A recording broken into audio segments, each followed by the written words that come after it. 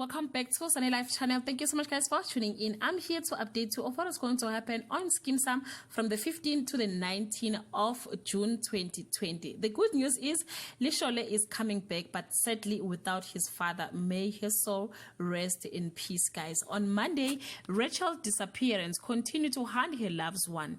Soko blames Dennis for everything that goes or gone wrong in her life. Lehasa is livid when he found out how the Nonyane contract was obtained.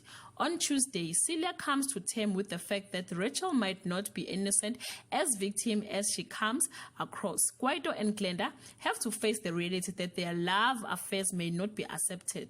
Mantuli washes her hand of Clement. On Wednesday, the worst fate has befallen.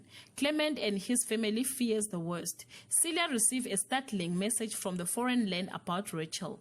Glenda hopes to mend fences with her roommate.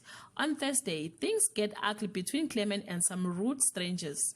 Marodik seems to have bitten off more than he can chew as far as Kaune is concerned. Lelo's action leaves someone hot under the collar.